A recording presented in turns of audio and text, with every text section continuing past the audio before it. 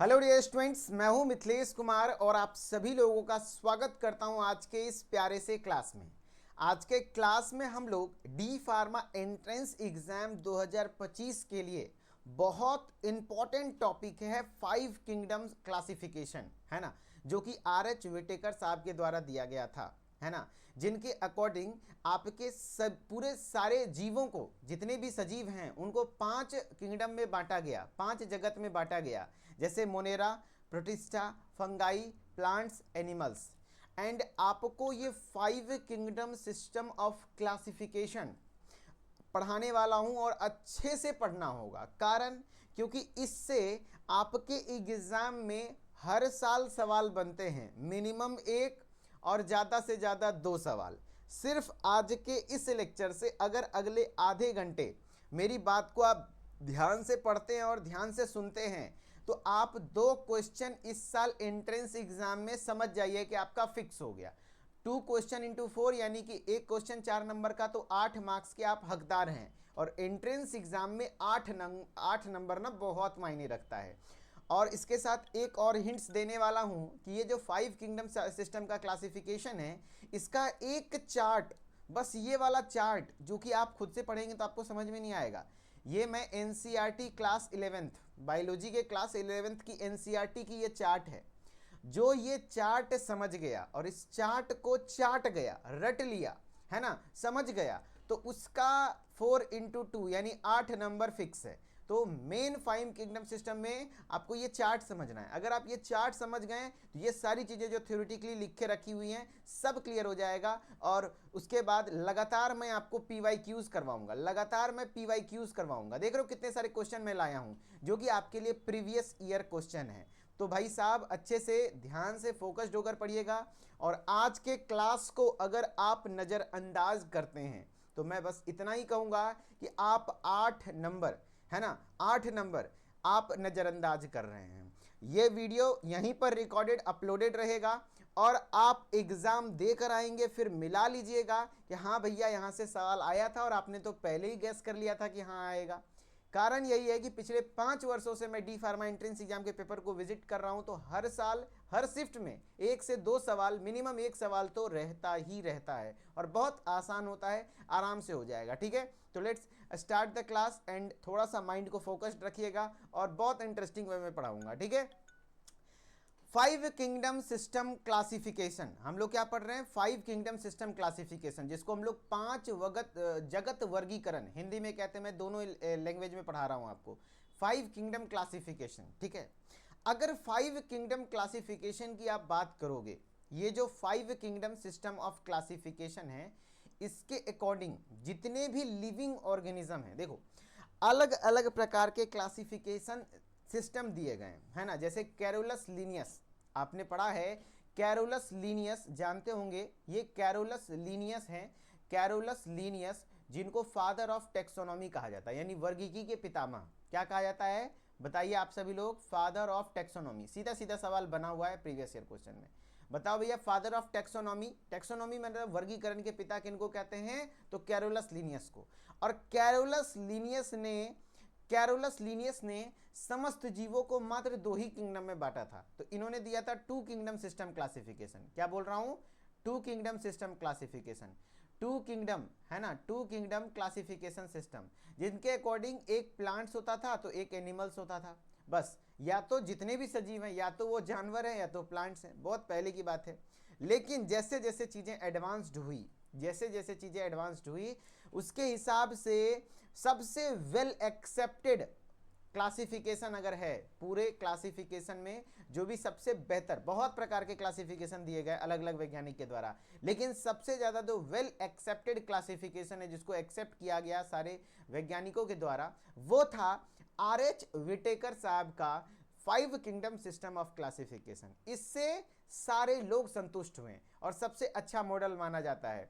And ये दिया कब गया था? 1969 में, सन 1969 में। क्या कह रहा हूं? 5 किंगडम सिस्टम ऑफ क्लासिफिकेशन, यानी कि जो आर.एच. विटेकर साहब थे, इन्होंने सन 1969 ईस्वी में जितने भी समस्त जीव हैं इनको 5 जगत में डिवाइड किया। कितने जगत में? जगत यानी कि ये किंगडम मतलब क्या हो गया? जगत, है ना। जगत, ठीक है, 5 जगत में आपका डिवाइड किया। सवाल कैसे बनेंगे सर? सवाल बनेंगे, बताओ भैया 5 किंगडम सिस्टम ऑफ क्लासिफिकेशन किसके द्वारा दिया गया था? तो R.H. विटेकर साहब के द्वारा दिया गया था।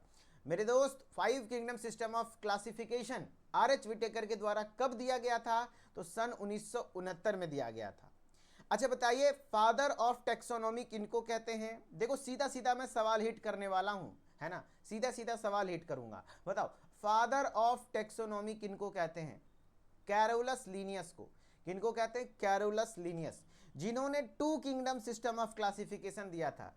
कैरोलस लीनियस के अकॉर्डिंग जितने भी सजीव हैं उनको या तो प्लांट होते या तो एनिमल्स होते हैं, है ना, लेकिन वो एक्सेप्टेड मॉडल नहीं हुआ, ठीक है।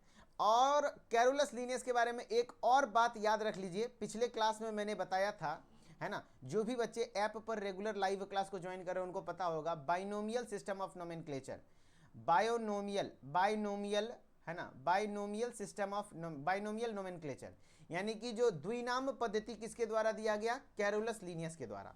कैरोलस लीनियस के बारे में 3 लाइन तो कम से कम याद रखना, बहुत इंपॉर्टेंट साइंटिस्ट हैं। पहली बात, फादर ऑफ टेक्सोनॉमी, हाँ, यानी वर्गीकी के पितामह। दूसरा, 2 किंगडम सिस्टम ऑफ क्लासिफिकेशन, यानी द्वि जगत प्रणाली किसने दिया? कैरोलस लीनियस ने। And binomial system of nomenclature, जैसे आप आम का यानी मैंगो का साइंटिफिक नेम पढ़ते हैं मैंगीफेरा इंडिका, तो उसमें 2 वर्ड है, मैंगीफेरा और इंडिका, तो हुआ ना बाइनोमियल, यानी कि 2 शब्दों से नाम बन रहा है ना। तो वो द्विनाम पद्धति भी कैरोलस लीनियस के द्वारा दिया गया था, जो कि मैंने पिछले क्लास में बताया था। खैर कोई बात नहीं, इन तीनों पॉइंट्स को आप सीधा सीधा याद रखेंगे, कैरोलस लीनियस से सवाल आते हैं, ठीक है। अब हम लोग यहाँ पे आ जाते हैं 5 kingdom system of classification R.H. Whittaker के द्वारा सन 1969 में दिए थे। और ये 5 किंगडम का नाम क्या है ना, और कैसे ये इवोल्यूशन हुआ। सबसे ज़्यादा अच्छा मॉडल इसलिए माना गया क्योंकि R.H. विटेकर ने यहाँ पर फाइलोजेनी यानी एंसेस्टर्स को देखते हुए क्लासिफिकेशन किया, यानी कि जो सबसे लोअर ग्रेड का था उसको सबसे पहले रखा, उसके बाद थोड़ा सा उससे विकसित, उसके बाद उससे थोड़ा विकसित, उसके बाद उससे भी थोड़ा विकसित, समझ रहे हैं। जैसे देखिए यहाँ पर क्या हुआ, सबसे पहला किंगडम इन्होंने रखा मोनेरा। सबसे पहला किंगडम इन्होंने क्या रखा बताइए, सभी लोग कमेंट में लिखिएगा, मोनेरा। मोनेरा में सबसे पहला जगत का नाम इन्होंने रख दिया मोनेरा, है ना। मोनेरा में जितने भी बैक्टीरिया हैं, जितने भी, सबसे प्रिमिटिव क्या होता है? बैक्टीरिया। सबसे सिंपल स्ट्रक्चर किसका होता है? बैक्टीरिया का। तो सबसे साधारण सरल जो होता है वो बैक्टीरिया, है ना। तो मोनेरा में सारे बैक्टीरिया, किंगडम ऑफ बैक्टीरिया कहा जाता है। पूछा गया, सीधा सीधा सवाल आपके एग्जाम में पूछा गया, बताओ भैया किस किंगडम को किंगडम ऑफ बैक्टीरिया यानी कि जीवाणुओं का जगत, किंगडम ऑफ बैक्टीरिया कहा गया? तो मोनेरा को, है ना। किसको? मोनेरा को किंगडम ऑफ बैक्टीरिया कहा गया, है ना। मोनेरा को, है ना, किंगडम ऑफ बैक्टीरिया कहा गया। याद रखने का ट्रिक है, जो मोना होती है ना, मोना नाम की लड़की है ना, उसको ज्यादा किस चीज का इन्फेक्शन होगा? मोना को किसका इन्फेक्शन होगा? बैक्टीरिया का। मोना को किसका इन्फेक्शन होगा? बैक्टीरिया का। ऐसे याद रखे हैं हम लोग, मोना, है ना, गाना भी सुने, मोनिका ओ माय डार्लिंग, है ना। तो यहाँ मोना, है ना, मोना को किसका इन्फेक्शन ज्यादा होगा? बैक्टीरिया का। तो मोनेरा में बैक्टीरियाज आते हैं, सबसे सिंपलर होते हैं, जो कि एक कोशिकीय होता है। देखो लिखा है यूनिसेलुलर, और खास बात है जितने भी बैक्टीरिया हैं वो प्रोकैरियोटिक सेल के होते हैं, है ना। जितने भी बैक्टीरिया हैं वो सब प्रोकैरियोटिक सेल से बने होते हैं। क्या बोल रहा हूं मैं? प्रोकैरियोटिक सेल से बने होते हैं। तो किंगडम मोनेरा में सिर्फ बैक्टीरिया रखा गया, समझ रहे हो। अब इससे थोड़ा विकसित लाया गया कि प्रोटिस्टा। क्या होता है प्रोटिस्टा? जैसे कोई नया आदमी है तो बैक्टीरिया और प्रोटिस्टा में अंतर नहीं समझ पाएगा, लेकिन अंतर है। देखो ये भी एक कोशिकीय है, यानी एक ही कोशिका का जीव है, और प्रोटिस्टा भी एक ही कोशिका का है। प्रोटिस्टा भी एक ही कोशिका का है ना। लेकिन जैसे प्रोटिस्टा में आपके आ जाते हैं अमीबा, तो अमीबा कोई बैक्टीरिया नहीं है दोस्त। अमीबा, यूग्लिना, पैरामीशियम, ये सारी चीजें आपके बैक्टीरिया नहीं है, इसको प्रोटिस्टा में रखा गया। अंतर क्या है सर बैक्टीरिया और अमीबा में? क्या है अंतर सर? तो बैक्टीरियल सेल जो होते हैं वो प्रोकैरियोटिक सेल होते हैं, जबकि प्रोटिस्टा में जितने भी होते हैं वो यूकैरियोटिक सेल हैं। और आपको पता है कि प्रोकैरियोटिक से कहीं ना कहीं ज़्यादा डेवलप्ड होता है यूकैरियोटिक, पता होगा, क्योंकि प्रोकैरियोटिक में वेल डेवलप्ड न्यूक्लियस नहीं होता, जबकि यूकैरियोटिक सेल में वेल डेवलप्ड न्यूक्लियस होते हैं, है ना। तो प्रोटिस्टा में ध्यान रखना दूसरा नंबर किंगडम, देख रहे हो कैसे कैसे जैसे जैसे विकास करते गया नीचे से ऊपर की ओर गया, है ना। इसीलिए इनको कहा जाता है ना कि सबसे बेस्ट मॉडल है, क्योंकि एकदम सही से सीक्वेंस में सबको रिलेटेबल लगा कि हाँ ये सही है ना, एंसेस्टर्स को देखते हुए। तो सबसे पहला मोनेरा, जिसको किंगडम ऑफ बैक्टीरिया कहते हैं, जहां पर यूनिसेलुलर प्रोकैरियोट्स को रखा गया। यूनिसेलुलर प्रोकैरियोट्स यानी सबसे सूक्ष्मतम एक कोशिकीय और सबसे बेसिक क्या होता है, प्रोकैरियोट्स, सारे बैक्टीरिया। दूसरे नंबर में थोड़ा सा एडवांस किया गया कि यूनिसेलुलर तो यूनिसेलुलर रहेगा ही, है ना, एक कोशिकीय ही, लेकिन प्रोकैरियोटिक जगह यूकैरियोट्स ला दिया गया। जैसे आपको मैं प्रोटिस्टा के एग्जांपल दिखाता हूं, ये कुछ प्रोटिस्टा के एग्जांपल्स हैं किंगडम प्रोटिस्टा में। अमीबा, है ना, जिसमें कि प्रॉपर अच्छे से न्यूक्लियस वगैरह डेवलप्ड है, तो ये तो प्रोकैरियोट्स हो नहीं सकता है, और एक कोशिकीय तो इसके लिए अलग से रखा गया। तो अमीबा, यूग्लिना, पैरामीशियम, है ना, स्लाइम मोल्ड, डाइनोफ्लेजिलेट, मैक्रोअल्गा, डायटम, ये सब क्या है, प्रोटिस्टा के एग्जांपल है। जो इंपॉर्टेंट एग्जांपल है वो ये है, अमीबा, यूग्लिना, पैरामीशियम, ये तीन को कभी मत भूलिएगा। मैंने क्या क्या बोला, अमीबा, यूग्लिना, है ना, और पैरामीशियम, ये जो हैं आपके कहीं ना कहीं किंगडम प्रोटिस्टा में आते हैं, ठीक है। अब इससे थोड़ा सा डेवलप्ड 3 नंबर पे रखा गया किंगडम फंगाई को, है ना। किंगडम फंगाई को समझ रहे हो, फंगाई का एक अलग किंगडम है, कवक, है ना, कवक जो आप मशरूम खाते हो, वो प्लांट्स के अंदर नहीं आता है दोस्त, क्योंकि प्लांट्स का सबसे बड़ा फीचर है पता है क्या, वो खुद का खाना खुद बना सकता है, हरा होता है, उसमें क्लोरोफिल पाए जाते हैं, फोटोसिंथेसिस कर सकता है, लेकिन कवक में हरा रंग नहीं होता है ना, क्लोरोफिल नहीं होता, जिस वजह से ये खुद का खाना नहीं बना सकता है। तो इसको एक अलग किंगडम रखा गया है, फंगाई, है ना। फंगाई बिल्कुल एक अलग किंगडम है, ये प्लांट्स के अंदर नहीं आता है, समझ रहे हो। तो अब इससे थोड़ा डेवलप हुआ कि ये तो मल्टी सेलुलर, यहाँ से जो भी है वो बहुकोशिकीय है। बहुकोशिकीय यानी कि बहुत सारी कोशिकाओं से बना हुआ है, जिसको आप आराम से देख सकते हो, है ना। हाँ, कुछ कुछ फंगाई होते हैं जो एक कोशिकीय भी होता है, लेकिन मोस्टली सब मल्टी सेलुलर है। तो मल्टी सेलुलर के अंदर ये सारे फंगाई, प्लांट्स और एनिमल्स तीनों क्या होते हैं, मल्टी सेलुलर होते हैं। यानी ये दोनों तो क्या था, यूनिसेलुलर यानी एक कोशिकीय जीव था, पहला वाला प्रोकैरियोट्स था, ये यूकैरियोट्स था। लेकिन फंगाई, प्लांट और एनिमेलिया ये सारे मल्टी सेलुलर थे, क्या थे, मल्टी सेलुलर थे, यूकैरियोट्स थे, मल्टी सेलुलर और यूकैरियोट्स। देखो यूकैरियोट्स था लेकिन यूनिसेलुलर था, वो डेवलप होता गया। सर तो अंतर क्या है फंगाई, प्लांट्स और एनिमल्स में, तो फंगाई में इसको इसलिए पहले रखा गया क्योंकि क्या, क्योंकि ये खाना खुद नहीं बना सकता, है ना, ये हेटेरोट्रॉपिक होता है, खुद का खाना खुद नहीं बना पाता। जबकि फिर बोलिएगा एनिमल भी सर प्लांट से कम विकसित हो गया, फिर उसको इधर रखना चाहिए था, नहीं, कारण क्योंकि एनिमल्स में अलग अलग सिस्टम बने हुए, proper digestive system, respiratory system, तो एनिमल थोड़ा कॉम्प्लेक्स है ना। तो फंगाई और प्लांटाई फिर उसके बाद रखा गया। प्लांटाई में जितने भी पेड़ पौधे, हरे पौधे जितने भी हैं, वो सब प्लांटाई किंगडम है। एंड उसके बाद आपका है ना, उसके बाद चौथे नंबर पे ये हो गया। पांचवें नंबर पे है एनिमेलिया, किंगडम एनिमेलिया यानी एनिमल किंगडम, और एनिमल किंगडम में हम लोग आ जाते हैं। तो ओवरऑल इस तरीके से प्रोसेस चलता है 5 किंगडम सिस्टम ऑफ क्लासिफिकेशन। मैंने क्या बोला, ध्यान से सुनना, मैंने क्या क्या बोला ध्यान से सुनिएगा, सारे सवाल बनेंगे। देखो 5 जगत जो क्लासिफिकेशन सिस्टम है, पूरे सजीव को जो 5 वर्गों में बांटा गया, 5 जगत में बांटा गया, वो किसके द्वारा, आर.एच. विटेकर के द्वारा सन 1969 में। और पांचों जगत का नाम बोलेगा तो सीक्वेंस में आपको याद रख लेना है, क्या बताओ, पहला मोनेरा, उसके बाद प्रोटिस्टा, उसके बाद फंगाई, प्लांटाई, एनिमेलिया, ऐसे याद नहीं होगा, एक बार मेरे साथ लिखो। मैंने क्या क्या बोला, मोनेरा, किंगडम मोनेरा, फिर प्रोटिस्टा, है ना, प्रोटिस्टा, उसके बाद मोनेरा, प्रोटिस्टा, उसके बाद बताओ, तो मोनेरा प्रोटिस्टा के बाद फंगाई, है ना, फिर उसके बाद प्लांटाई, उसके बाद एनिमेलिया। तो ये 5 किंगडम है प्रॉपर, है ना। और सबके बारे में एक एक लाइन कम से कम। मोनेरा यूनिसेलुलर प्रोकैरियोट्स होता है, यूनिसेलुलर प्रोकैरियोट्स मतलब एक कोशिकीय प्रोकैरियोटिक सेल से बना होता है, जितने भी बैक्टीरिया हैं वो सब इसमें आते हैं। प्रोटिस्टा में यूनिसेलुलर यूकैरियोट्स आते हैं, यानी कि एक कोशिकीय यूकैरियोटिक है, जैसे amoeba, Euglena, paramecium example. And fungi, Plantae, animalia, ये तीनों मल्टी सेलुलर है। पूछा भी जाता है कौन सा मल्टी सेलुलर है, तो ये तीनों, क्योंकि आप इस तीनों को प्रॉपर देख सकते हो अपने आंखों से, तभी तो बहुकोशिकीय, तभी तो देख पा रहे हो। एक कोशिकीय होगा तब तो माइक्रोस्कोप में दिखेगा, आपको तो दिखेगा नहीं। तो ये तीनों को देख सकते, इसीलिए मल्टी सेलुलर और यूकैरियोट्स है ना। चलो अब ये चीजें आपने पढ़ा, अब थोड़ा सा आप समझिए थ्योरेटिकली क्या लिखा है।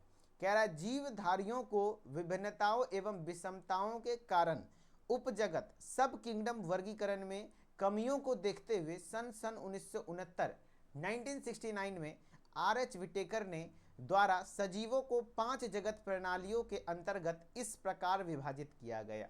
यानी कि इस लाइन में जो इतना कॉम्प्लेक्स लिखा हुआ है, सबसे आसान लाइन यही है जो सवाल बनने वाला है कि भैया 5 kingdom of system of classification किसके द्वारा दिया गया? आर.एच. विटेकर के द्वारा। कब दिया गया? 1969 में, जो मैंने बताया। अब उसी को इंग्लिश में कह रहा है in view of the limitation of sub kingdom classification due to diversity. बेकार चीजें हैं। 1969 में आर.एच. विटेकर ने डिवाइड किया सारे लिविंग ऑर्गेनिज्म को 5 किंगडम में, और कुछ इस प्रकार से जो दिखाया गया है, कुछ इस प्रकार से। एंड जो 5 kingdom of system of classification था वो किसके आधार पर था? किस चीज के आधार पर? तो ऐसा इस पद्धति में पौधे का विकास, समझ रहे हो, पौधे या फिर जो भी चीजें सजीवों के इवोल्यूशन कैसे उसका विकास हुआ है ना, एंसेस्टर्स, अनुवांशिक लक्षण, हेरिडिटरी कैरेक्टर तथा उसके रिप्रोडक्टिव कैरेक्टर के आधार पर समूह बनाए गए। यानी कि इस मेथड्स में ग्रुप्स और सब ग्रुप्स ऐसे बनाए गए कि उसके evolution, relationship, hereditary characteristic, reproductive traits, इन सारी चीज़ों को देखते हुए कि इवोल्यूशन सबसे बड़ी बात है। और याद रखना कहेगा कि इवोल्यूशन कौन सा ऐसा क्लासिफिकेशन सिस्टम है, इसीलिए इसको फाइलोजेनेटिक सिस्टम कहते हैं। यानी कि जो आर.एच. विटेकर का जो 5 किंगडम सिस्टम ऑफ क्लासिफिकेशन था, 5 किंगडम क्लासिफिकेशन, वो किस सिस्टम के आधार पर था? तो फाइलोजेनी। और फाइलोजेनी को डेवलपिंग सिस्टम भी कहते हैं, क्योंकि कैसे कैसे ऑर्गेनिजम्स का डेवलपमेंट हुआ है। ध्यान रखना ये वर्ड बहुत इंपॉर्टेंट है। इवोल्यूशन यानी विकास, डेवलपिंग है ना, डेवलपमेंट के आधार पर इन्होंने क्लासिफिकेशन किया है ना, डेवलपमेंट के आधार पर इन्होंने क्लासिफिकेशन किया। डेवलपमेंट किसके आधार पर? डेवलपमेंट के आधार पर इन्होंने क्लासिफिकेशन किया। डेवलपमेंट के आधार पर इन्होंने क्लासिफिकेशन किया। फाइलोजेनेटिक सिस्टम है ना, जो कि डेवलपमेंट, विकास के आधार पर होता है। तो पूछा जाएगा है ना। तो ये 5 जगत वर्गीकरण आपने देख लिया। अब किंगडम प्रोटिस्टा जो आपने एग्जाम्पल देख लिया। अब देखो ये चार्ट, अब ये चार्ट आपको समझना है, और इस चार्ट को समझने के लिए थोड़ा सा मैं अपने आप को छोटा कर लेता हूँ, थोड़ा सा छोटा कर लेता हूँ, क्योंकि ये चार्ट ढकना नहीं चाहिए। इसका एक एक वर्ड इंपॉर्टेंट है जिससे सवाल बनते हैं, है ना। चलो देखो, सबसे पहले ये एनसीईआरटी का चार्ट है आपके बायोलॉजी की क्लास 11th का, है ना, बायोलॉजिकल क्लासिफिकेशन नाम का चैप्टर है। देखो आपका 5 किंगडम लिखा हुआ है। सबसे पहले 5 किंगडम का नाम लिखा हुआ है। मैंने क्या बोला? पहला मोनेरा, दूसरा प्रोटिस्टा, दिख रहा है ना भाई, हाँ, तीसरा फंगाई, चौथा प्लांटे एंड 5वां एनिमेलिया। अरे मेरे प्यारे मुस्कान के आशिकों, इधर देखो, थोड़ा सा इधर देखो, है ना, इधर देखिए, क्योंकि अभी आपका समय आ गया है। इधर आइए फटाफट। मैं क्या बोल रहा हूँ? 5 किंगडम्स कौन कौन से हैं? पहला बताइए मोनेरा, पहला मोनेरा, दूसरा प्रोटिस्टा, तीसरा फंगाई, चौथा प्लांटी, 5वां एनिमेलिया। ठीक है, अब है ना, अब इसके सारे के सेल टाइप, इसमें इन सभी का किस प्रकार का कोशिका है, ऐसे सवाल आएगा। बताओ मोनेरा में किस प्रकार का कोशिका होता है, प्रोकैरियोटिक या यूकैरियोटिक? तो हमने क्या बोला, याद करो, मोनेरा क्या होता है बताओ। हमने बताया था मोनेरा जब भी होगा तो मोना को किस चीज का इन्फेक्शन? बैक्टीरियल इन्फेक्शन, यानी बैक्टीरियाज होते हैं, और बैक्टीरिया जब भी होता है तो प्रोकैरियोटिक होता है। तो जस्ट लाइक दैट, देखो यहाँ क्या बोल रहा है? प्रोकैरियोटिक। ये क्या होता है? प्रोकैरियोटिक होता है। और बाकी protista eukaryotic, unicellular eukaryotic, fungi eukaryotic, Plantae eukaryotic, animalia eukaryotic. यानी पूछेगा आपसे सवाल जो कि एग्जाम में पूछा गया था, पूछेगा ऐसा कौन सा किंगडम है, ऐसा कौन सा किंगडम है जिसमें सिर्फ प्रोकैरियोट्स पाए जाते हैं, जिसमें सिर्फ प्रोकैरियोट्स पाए जाते हैं, है ना। तो एक ही को है, देख रहे हो, मोनेरा। बाकी सब तो यूकैरियोटिक ही है, यानी कि सबसे बेसिक वाले को मोनेरा में रखा गया। सब लोग आंसर करिएगा, क्या लिखिएगा? सिर्फ मोनेरा में प्रोकैरियोट्स है ना। ये आपका प्रोटिस्टा में यूनिसेलुलर यूकैरियोट है, ये सब मल्टीसेलुलर यूकैरियोट्स है ना। गुड। अब उसके बाद पूछेगा किसमें किसके सेल वॉल, यानी कि कोशिका भित्ति किस चीज का बना होता है। अगर मोनेरा, यानी कि मोनेरा में कितने हैं? सारे बैक्टीरियाज हैं, सारे बैक्टीरिया हैं। पूछेगा बैक्टीरिया या फिर किंगडम मोनेरा के जितने भी प्रोकैरियोट्स हैं उन सभी का सेल वॉल किस चीज से बना होता है? तो ध्यान रखना नॉन सेल्यूलोजिक होता है। नॉन सेल्यूलोजिक मतलब क्या हुआ, जो प्लांट्स हैं, प्लांट्स में वो सेल्यूलोज, प्लांट्स में जो सेल वॉल है वो किसी से बना होता है, सबको पता होगा। सेल्यूलोज नहीं पता है तो सीधा सीधा सवाल बनता है कि बताओ भैया पौधों में जो कोशिका भित्ति है वो किससे बनी हुई है, सेल्यूलोज से। तो क्या मोनेरा, जो किंगडम मोनेरा का बैक्टीरिया है, उसका भी सेल वॉल सेल्यूलोज से बना है? नहीं, नॉन सेल्यूलोजिक है, वो सेल्यूलोज से नहीं बना है। वो किससे किससे बना हुआ है? पॉलीसेकेराइड प्लस एमिनो एसिड, जिसको दोनों मिलाकर पेप्टिडोग्लाइकन कहा जाता है। पेप्टिडोग्लाइकन वर्ड यानी पेप्टिडोग्लाइकन का बना होता है। पेप्टाइड मतलब हो गया अमीनो एसिड एंड ग्लाइकन मतलब पॉलीसेकेराइड, यानी वो जो बैक्टीरिया का सेल वॉल है वो पेप्टिडोग्लाइकन का बना होता है ना। और प्रोटिस्टा में कुछ कुछ में प्रेजेंट हो भी सकता है, नहीं भी हो सकता है, तो इसके लिए दिक्कत नहीं है। हाँ, फंगाई में सेल वॉल होता है और वो बना होता है विदाउट सेल्यूलोज। देखो लिखा है ना, सेल्यूलोज नहीं होता है, तो बनता किससे है? तो सीधा सीधी सवाल बनता है काइटिन। चिटिन मत पढ़ना, काइटिन किससे बना होता है? काइटिन से, सीधा सीधा याद रख लो, काइटिन से। जबकि प्लांट्स में ये बना होता है सेल्यूलोज से। प्लांट्स में किससे बना होता है? सेल्यूलोज से, है ना। किससे बना होता है? सेल्यूलोज से। एंड एनिमल्स में तो सेल वॉल होता ही नहीं है दोस्त, एनिमल्स में तो सेल वॉल होता ही नहीं है ना। तो मैंने क्या क्या बोला इस लाइन से? पहले लाइन में ये याद रखना है कि सिर्फ ऐसा मोनेरा है जिसमें प्रोकैरियोट्स है, बाकी सब यूकैरियोटिक है। फिर ये याद रखना है इस लाइन से, इस कॉलम से, कि बैक्टीरिया यानी मोनेरा में जो सेल वॉल बने हैं पेप्टिडोग्लाइकन का, जबकि फंगाई में काइटिन का और प्लांट्स में सेल्यूलोज का। बाकी प्रोटिस्टा में हो भी सकता है, नहीं भी हो सकता है, और एनिमल्स में तो होता ही नहीं है। ठीक है, अब आप खुद बताओगे न्यूक्लियर मेम्ब्रेन यानी कि न्यूक्लियस का जो बाहरी झिल्ली है, अगर सोचो कि अगर सेल प्रोकैरियोट है तो क्या न्यूक्लियर मेम्ब्रेन होगा? No, absent. तो यही तो पूछता है ना कि बताओ भैया बैक्टीरिया यानी कि किंगडम मोनेरा में क्या न्यूक्लियर मेम्ब्रेन होते हैं? नहीं, कारण क्योंकि प्रोकैरियोट्स है, क्योंकि यूकैरियोटिक का ही फीचर है ना कि न्यूक्लियर मेम्ब्रेन होगा, यानी केंद्रक झिल्ली होगा, केंद्रक अच्छे से घिरा होगा, है ना। तो इसीलिए कह रहा हूँ भैया सेल वाला तो चैप्टर पढ़े होगे, अगर नहीं पढ़े हैं तो ऐप पर पूरा चैप्टर सेल पढ़ाया गया है ना, तो पढ़ लीजिएगा, बहुत इंपॉर्टेंट है ना, तो आपको पता चल जाएगा। ये एब्सेंट है ना, एब्सेंट है ना, ओके गुड, नहीं होगा। लेकिन और सारे तो यूकैरियोट्स हैं तो सब में प्रेजेंट होगा, सब में प्रेजेंट होगा। देखो अगर तरीके से नहीं समझे इस चार्ट को तो चटपटा जाओगे, क्वेश्चन नहीं बनेगा। लेकिन अगर तरीके से समझ गए जैसे मैं समझा रहा हूं तो फिर मजा आएगा, तो फिर मजा आएगा। बॉडी ऑर्गेनाइजेशन यानी कि किस लेवल का बॉडी ऑर्गेनाइजेशन होता है? तो ये देखो सेल्यूलर और सेल्यूलर, यानी कि मोनेरा भी यूनिसेलुलर होता है, एक कोशिकीय, और प्रोटिस्टा भी एक कोशिकीय होता है। अंतर है कि ये प्रोकैरियोट्स है, ये यूकैरियोट्स है, ओके। जबकि फंगाई क्या होता है? मल्टी सेलुलर होता है ना, ये सब मल्टी सेलुलर होता है। प्लांट्स में टिश्यू होते हैं, ऑर्गन होते हैं, है ना, जबकि एनिमल्स में उससे भी कॉम्प्लेक्स टिश्यू भी होता है, ऑर्गन भी होता है, ऑर्गन सिस्टम भी होता है, डाइजेस्टिव सिस्टम, रेस्पिरेटरी सिस्टम, है ना, इस तरीके से सिस्टम है। प्लांट्स में कभी पढ़े हो कि रेस्पिरेटरी सिस्टम ऑफ प्लांट? नहीं, ऐसा नहीं होता, है ना, तो ये अंतर है। एंड मोड ऑफ न्यूट्रिशन, किसमें किस प्रकार का न्यूट्रिशन, किस प्रकार का पोषण पाया जाता है? तो देखो सबसे ज्यादा वाइड वैरायटी ऑफ न्यूट्रिशन अगर किसी में पाया जाता है तो वो है ऑटोट्रॉपिक, मतलब बैक्टीरिया में सबसे ज्यादा। इसीलिए तो बैक्टीरिया कैसे भी सिचुएशन में रह लेता है, क्योंकि वो कहीं पे भी पोषण पा सकता है। सबसे ज्यादा वाइड डाइवर्सिटी ऑफ न्यूट्रिशन, है ना। जैसे बैक्टीरिया में वो ऑटोट्रॉपिक भी होता है और हेटेरोट्रॉपिक भी होता है। देखो अंतर समझना होगा। ऑटोट्रॉपिक, देखो लिखा है ना ऑटोट्रॉपिक, और ब्रैकेट में लिखा हुआ है ऑटोट्रॉपिक में दो प्रकार, कीमोसिंथेटिक, देखो लिखा है, एंड फोटोसिंथेटिक, है ना। और हेटेरोट्रॉपिक उसमें सेप्रोफिटिक, पैरासिटिक, यानी कि हर प्रकार का क्लासिफिकेशन, मतलब टाइप का न्यूट्रिशन है। ये ऑटोट्रॉपिक भी हो सकता है बैक्टीरिया, और हेटेरोट्रॉपिक भी हो सकता है। ऑटोट्रॉपिक मतलब स्वपोषी, यानी खुद का खाना खुद बनाए, और खुद का खाना बनाने का तरीका दो है, एक तो कीमोसिंथेटिक, एक तो फोटोसिंथेटिक।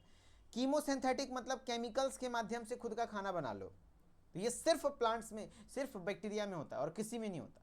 एंड फोटोसिंथेटिक देख रहे हो, जो प्लांट्स में होता है वो भी इसमें होता है, मोनेरा में, वो भी मोनेरा में होता है।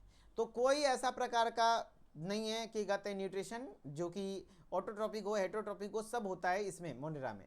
ऑटोट्रॉपिक में कीमो भी होता है, फोटो भी होता है, फोटोसिंथेटिक, फोटोसिंथेटिक में लाइट के प्रेजेंस में। हेटेरोट्रॉपिक में यानी कि परपोसी, अगर वो कुछ बैक्टीरिया अपने खाना नहीं बना पा रहे हैं तो उसमें सेप्रोफिटिक नेचर है, यानी कि सेप्रोफिटिक मतलब है सड़े गले चीज़ों के ऊपर भी डिपेंड करके रह जाएगा, यानी कि अगर वो खाना खुद नहीं बना पा रहा है तो सड़ गले चीज़ों के ऊपर रह जाएगा, जैसे कि आपका फंगाई रहता है ना।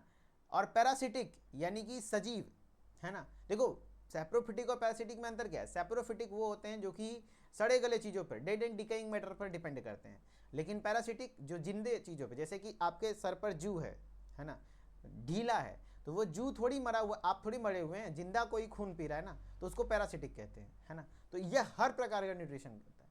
जबकि प्रोटिस्टा में यह ऑटोट्रॉपिक होगा, है ना, या तो हेटेरोट्रॉपिक होगा, लेकिन ऑटोट्रॉपिक में सिर्फ फोटोसिंथेटिक होगा, यानी कि कीमोसिंथेटिक केमिकल्स के माध्यम से सिर्फ ऐसा है जो बैक्टीरिया ही बना सकता है ना। ऑटोट्रॉपिक होता है, हेटेरोट्रॉपिक भी होता है, लेकिन ऑटोट्रॉपिक में फोटोसिंथेटिक होता है सिर्फ, है ना, ठीक है। फंगाई में क्या क्लोरोफिल होता है? नहीं होता है, इसीलिए इसको हेटेरोट्रॉपिक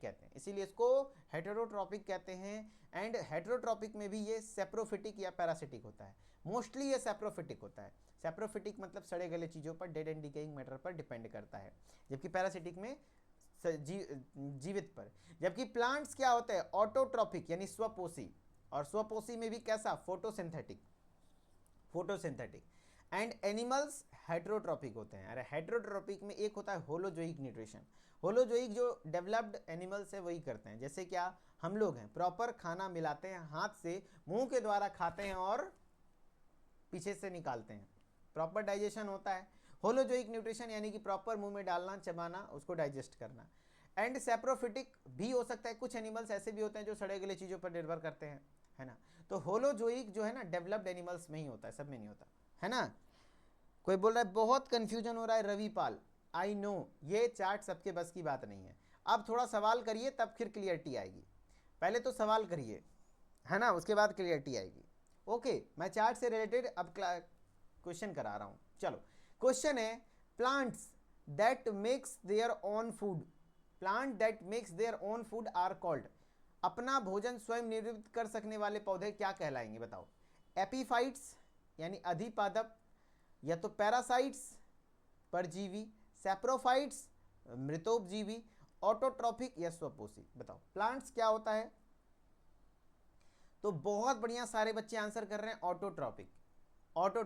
पहला सवाल, हर एक सवाल प्रीवियस ईयर क्वेश्चन है ना। अब देखो ये सवाल है, बताओ इस सवाल का जवाब दीजिए। कह रहा जटिल, the complex multicellular state is found in, यानी जटिल बहुकोशिकीय मल्टीसेलुलर अवस्था पाई जाती है किसमें? सारे किंगडम के ऑप्शन है, ऑप्शन में छाटना होगा, किसमें कॉम्प्लेक्स मल्टीसेलुलर, यूनिसेलुलर नहीं, मल्टीसेलुलर।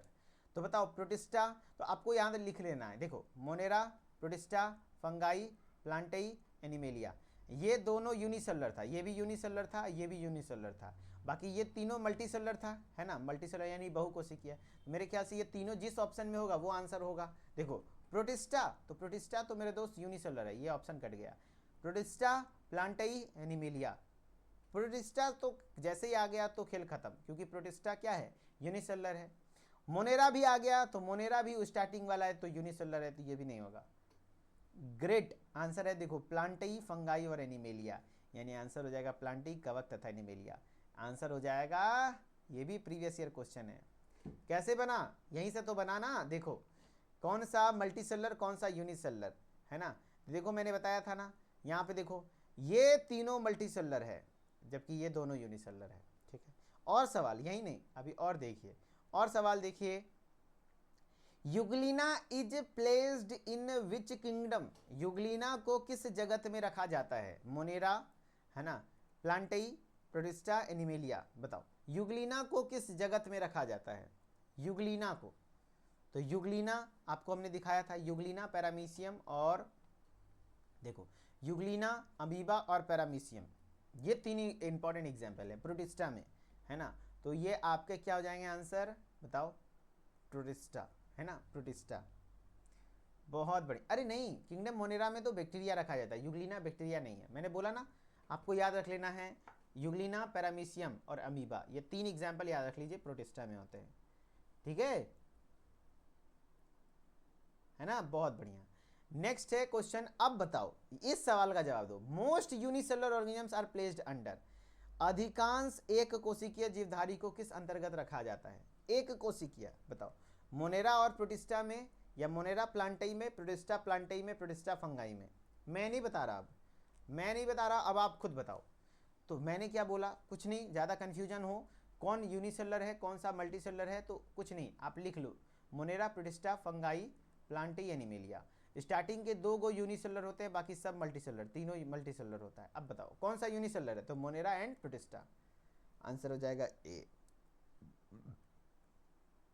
आंसर हो जाएगा ए, मोनेरा एंड प्रोटिस्टा। चलो, अब क्वेश्चन आया हुआ था, holozoic type of nutrition is found in, यानी प्राणीशम या जंतुशम प्रकार का पोषण पाया जाता है किसमें? मोनेरा एंड प्रोटिस्टा में, प्रोटोजोआ एंड एनिमल्स में, प्रोटिस्टा एंड फंगाई में, या ओनली इन हायर एनिमल्स?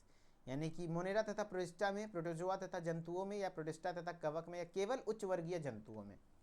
तो हमने बताया था होलोजोइक, देखो एनिमल्स में हमने बताया था, एनिमल्स में होलोजोइक होता है, और एनिमल्स में भी जो प्रॉपर अच्छे से मिला के खाना डाइजेस्ट करना, चबाना, ये सब तरीका होता है होलोजोइक में। ये कि सिर्फ उच्च वर्गीय जंतुओं में होता है, उच्च वर्गीय जंतुओं में, है ना, only in higher animals. Answer हो जाएगा डी, है ना। अब देखो सवाल बनते हैं, है ना, सवाल बनता है यहां से भी,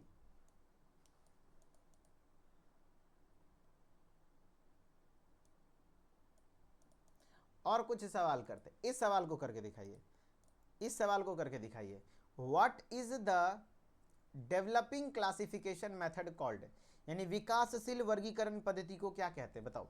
विकासशील, ऐसी वर्गीकरण पद्धति, यानी ऐसी क्लासिफिकेशन सिस्टम इसमें विकासशील हो, यानी कि सबसे पहले नीचे वाला, उससे थोड़ा सा विकसित, उसके बाद फिर उससे विकसित आगे, किसको? आर्टिफिशियल सिस्टम को, नेचुरल सिस्टम को, फाइलोजेनेटिक को, या नन ऑफ दिस को? बताओ। तो हमने बताया था फाइलोजेनेटिक क्लासिफिकेशन में इवोल्यूशन को देखा जाता है, यानी एंसेस्टर्स को, उसके आधार पर। तो फाइलोजेनेटिक डेवलपिंग क्लासिफिकेशन कहलाता है। क्या बात कर रहे हैं, बहुत बढ़िया। पहला क्वेश्चन हो गया, दूसरा क्वेश्चन हो गया, तीसरा क्वेश्चन हो गया, चौथा क्वेश्चन हो गया, पांचवा क्वेश्चन हो गया, छठा क्वेश्चन हो गया। चलो 7वां नंबर क्वेश्चन आप करो। ये सब प्रीवियस ईयर क्वेश्चन है दोस्त, है ना, है ना, गारंटी ले रहा हूँ दोस्त, आएगा तो सवाल आएगा, है ना, ऐसे नहीं बोल रहा हूँ। 5-6 साल खपा दिए, है ना, एंट्रेंस एग्जाम को क्वालिफाई किया हूँ, है ना, तो आप समझें, इस एक्सपीरियंस का आप फायदा उठाइए, है ना। चलो, क्या कह रहा हूं, who is considered the father of taxonomy, यानी वर्गीकी के पिता किसे माना जाता है, बताओ। क्या है? तख्ताजन को, लिनियस को, बेंथम एंड हुकर को, या थियोफ्रस्टस को? तो आंसर हो जाएगा लिनियस को। किसको? लिनियस को, कैरोलस लिनियस। बहुत बढ़िया, है ना। चलो, ये भी सवाल हो गया। नेक्स्ट, अब ये सवाल मैं नहीं बता रहा, अब आप खुद बताएंगे, अब आप खुद बताएंगे, है ना, मैं बताऊंगा ही नहीं, अब आप खुद बताएंगे। चलो, इसका जवाब करिए, है ना, इसका जवाब दीजिए। कह रहा है in the 5 kingdom classification prokaryotes are placed in which kingdom? अरे दोस्त, पिछले साल का क्वेश्चन है, पिछले साल का 2023 में पूछा गया था। 5 जगत, 5 किंगडम के वर्गीकरण में प्रोकैरियोट्स को किस जगत में रखते हैं, बताओ। प्रोकैरियोट्स को किस जगत में रखते हैं? प्रोटिस्टा, मिक्सोफाइसी, मोनेरा, या माइकोफाइटा? बताओ। प्रोटिस्टा, ये सब चीजें में। तो प्रोकैरियोट्स को तो एक ही गोब है, वो किस में है? मोनेरा में, है ना, जितने भी बैक्टीरिया हैं। चलो, तो ओवरऑल ये सारी चीज़ें आपने पढ़ लिया, सारे क्वेश्चंस मैंने करा दिए। अब थोड़ा थ्योरेटिकली जो लिखा हुआ है वो भी पढ़ लीजिए। अब टेबल समझ में आया? अब ये टेबल समझ में आया, क्लियरिटी आया? बताओ, जिनको जिनको ये टेबल क्लियरिटी हुआ, देखो कैसे सेल टाइप से सवाल आ सकते हैं, प्रोकैरियोटिक होता है या यूकैरियोटिक, बॉडी ऑर्गेनाइजेशन से कौन कौन सा सेलुलर है और कौन कौन सा मल्टी सेलुलर है, किसमें न्यूक्लियर मेम्ब्रेन है नहीं है, हो सके यहाँ से सवाल बन जाए, किसमें कौन सा सेल वाल है, इससे भी सवाल बन सकते हैं। इस साल मेरे ख्याल से यहाँ से बन जाएगा, है ना। मोनेरा का सेल वाल किसका है, फंगाई का सेल वाल किसका है, प्लांट्स का किसका है, एंड किसमें कैसे न्यूट्रिशन है ना। अब कंफ्यूजन नहीं होगा। गुड। अब देखो वही चीज़ें क्लासिफिकेशन किया हुआ है, जितने भी प्रोकैरियोट्स हैं उस सभी को मोनेरा में रख दिया, और जितने यूकैरियोट्स हैं उसमें भी जो यूनिसेलुलर हैं, जितने भी यूकैरियोटिक यूनिसेलुलर हैं उसको प्रोटिस्टा में रख दिया, एंड जितने भी यूकैरियोटिक हैं मल्टीसेलुलर हैं उसमें 3 किंगडम आता है, प्लांटाई, फंगाई एंड एनिमेलिया। एक हो गया जो विदाउट सेल वाल, जिसमें सेल वाल होता ही नहीं, वो एनिमेलिया में आ गए, है ना। एंड कोई पूछेगा कि यूकैरियोटिक मल्टीसेलुलर है, सेल वाल भी है है ना, सेल वॉल भी है, कोशिका भित्ति भी है, लेकिन अगर वो हेटेरोट्रॉपिक है यानी कि परपोषी है, खुद का खाना नहीं बना सकता, तो वो फंगाई होगा। अगर वो फोटोट्रॉपिक यानी कि खुद का खाना बना सकता है, ऑटोट्रॉपिक, तो उसको प्लांटाई कहेंगे। ठीक है, क्लियर हो गया? हाँ क्लियर हो गया। अब वही चीजें थ्योरी लिखा हुआ है, कह रहा है विटेकर का वर्गीकरण निम्न लक्षणों पर आधारित था, है ना। उनमें अलग अलग तरीके के क्या कहते हैं आपके थे, जो कि कहने का मतलब मेरे ख्याल से तो सब कुछ लिखा ही हुआ है, यहाँ पर कोई दिक्कत वाली बात नहीं है, है ना। जो मैंने क्लियर एक्सप्लेन कर दिया, इसकी कोई जरूरत नहीं है ना। कह रहा है कि नॉर्मल सी चीजें हैं कि भैया प्रोकैरियोटिक कौन सा, यूकैरियोटिक कौन सा, ऑटोट्रोपिक कौन सा, हेटेरोट्रोपिक कौन सा, है ना, यूनिसेलुलर कौन सा, मल्टीसेलुलर कौन सा, बहुत आसान है, कोई दिक्कत नहीं है। मेनली आपका ये पॉइंट्स था, आप इसको पीडीएफ पढ़िएगा। एंड आज का क्लास आपका फिनिश होता है। And thank you so much, आपने इतना समय दिया, है ना। मैंने इस टॉपिक को प्रॉपरली आपको पढ़ाने की कोशिश करा, पूरे सवाल करवाएं। वो टेबल अगर आप याद कर लेंगे, बस वहीं से सवाल बनता है डिफरेंट डिफरेंट टाइप के, है ना, है ना। और जिनको चार्ट नहीं समझ में आया, वो प्लीज़ काइंडली रिक्वेस्ट है कि एक बार फिर से लेक्चर को देखिए, 2 बार देखिए, है ना, फिर आपको क्लियर होगा। ठीक है, thank you so much. And फिर मिलेंगे नेक्स्ट क्लास में। एंड जो लोग पढ़ना चाहते हैं रेगुलर, तो ऐप पर डेली क्लासेस चलती हैं दोस्त, इसको इग्नोर मत कीजिए। शाम में 5 बजे डेली 1 घंटे आइए, आपको आपके लक्ष्य तक मैं जरूर पहुंचाऊंगा। बाकी बहुत सारे लोग हमारे इंस्टाग्राम से जुड़े हुए हैं, तो आप भी जुड़ना चाहते हैं मिथिलेश्वर ऑफिशियल, मेरा ऑफिशियल इंस्टाग्राम आईडी है, जहां पर आपको मैं अपडेटेड रखता हूं। तो थोड़ा बहुत मेरे अपने लाइफ से रिलेटेड या फार्मेसी फील्ड से रिलेटेड, तो आप भी आ सकते हैं। मोर देन 9000 फार्मा एस्पिरेंट्स हमारे साथ कनेक्टेड है। ठीक है, okay, thank you so much.